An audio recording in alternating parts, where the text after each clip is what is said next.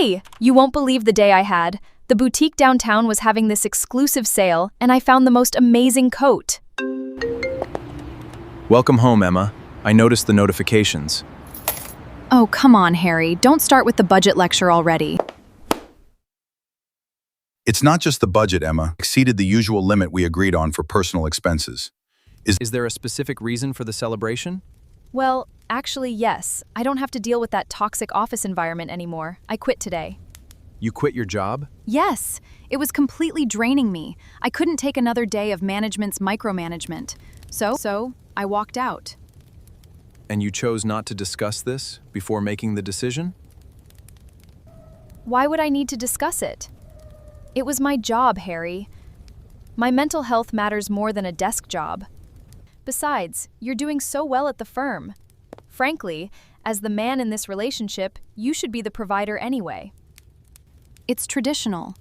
I shouldn't have to slave away at a place I hate when you're perfectly capable of taking care of us.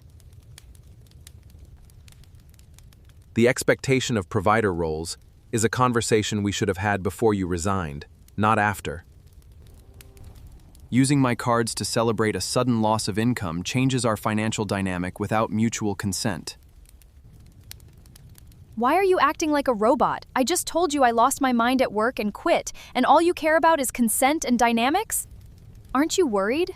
Aren't you angry? I used your money because we are a couple. I am neither angry nor panic. Anger will not alter the fact that you no longer have that job, nor will it pay for these bags. Your mental health is important, and I am glad you are out of a toxic environment. However, the cards will be paused until we map out a new plan. Tomorrow, we will sit down and look at the numbers.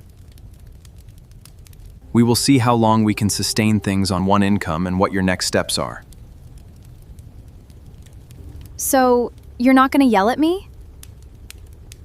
Yelling solves nothing. We have a new reality to manage, and we will manage it logically. Go relax. We'll talk details tomorrow. There is no any constant provider in a relationship. Both parties should be supportive. Financial stability requires mutual communication and shared responsibility. Facing crisis with calm, logical teamwork is far more effective than emotional reactivity or relying on outdated, unspoken expectations.